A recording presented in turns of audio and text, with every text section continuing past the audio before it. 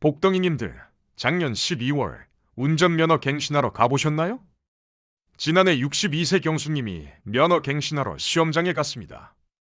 아침 일찍 서둘러 8시 반에 도착했는데 이미 사람들이 건물 밖까지 줄을 서 있더래요. 한겨울 찬바람까지 맞으면서요. 대기표를 뽑았는데 763번. 이거 오늘 끝낼 수 있나? 앉을 곳도 없어서 계속 서 있어야 했습니다.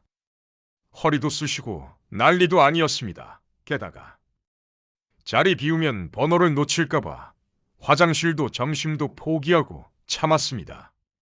결국 오후 4시가 넘어서야 갱신을 마쳤어요. 집에 돌아와서 경수님이 이렇게 말씀하셨답니다. 내가 10년 뒤에 이 짓을 또 해야 된다고? 한숨만 나온다. 그런데 올해부터 이런 일이 사라집니다. 운전면허 제도가 대대적으로 바뀌었거든요. 그것뿐만이 아닙니다. 한두 가지가 아니라 여러 가지가 동시에 달라졌어요.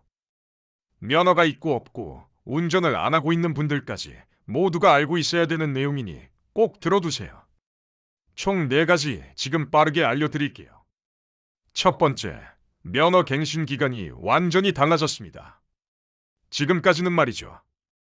면허를 딴 지 10년이 되는 해부터 그해 12월 말까지 갱신해야 했어요.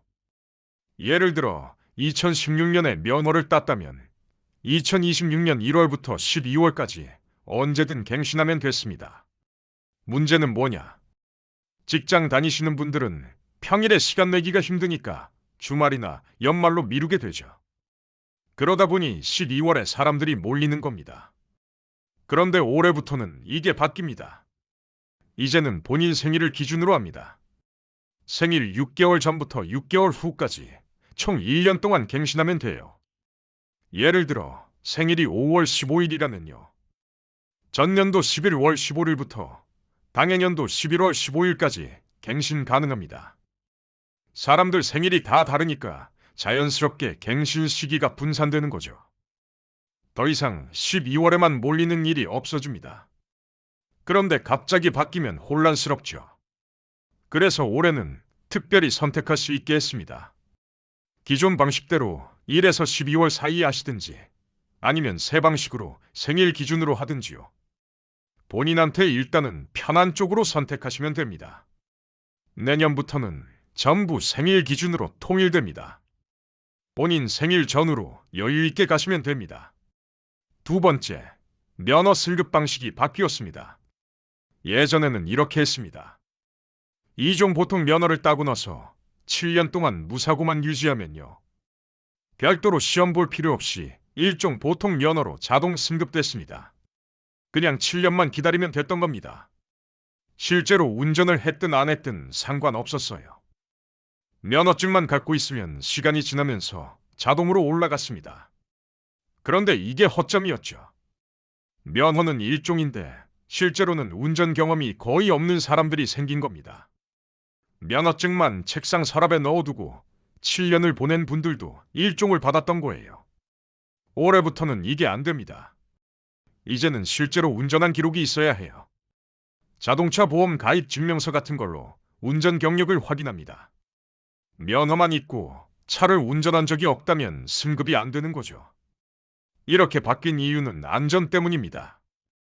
운전 경험 없이 1종을 받으면 큰 차량을 운전할 때 위험할 수 있으니까요. 앞으로는 실제 운전 경력이 있는 분들만 1종을 받게 됩니다. 세 번째, 음주와 약물 운전 처벌이 엄청나게 엄중해졌습니다. 예전에도 음주운전은 당연히 처벌받았죠. 그런데 약물 운전은 좀 애매한 부분이 있었어요. 약물 검사를 거부해도 처벌이 명확하지 않았습니다. 올해부터는 완전히 달라집니다.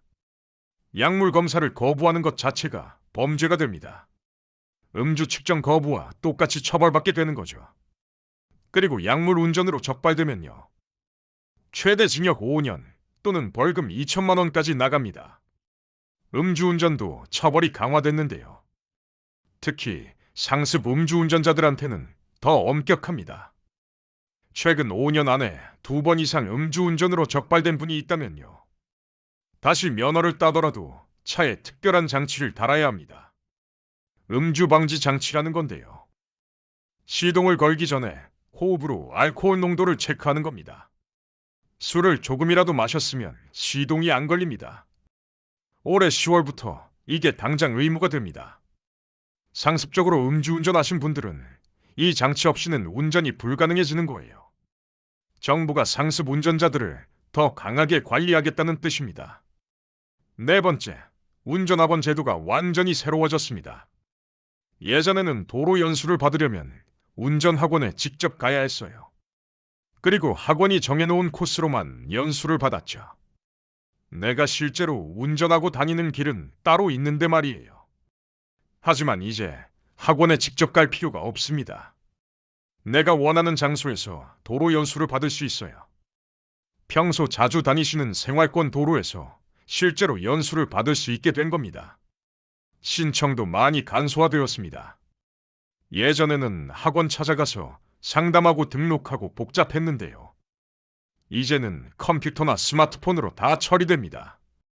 익숙한 곳에서 배우실 수 있으니 더 안전하고 실용적입니다. 오늘 알려드린 내용 정리해드리겠습니다.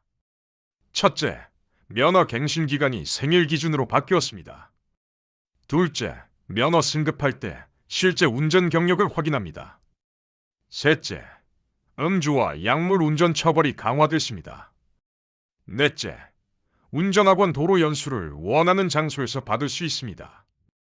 이 네 가지 모두 올해부터 시행되는 내용입니다.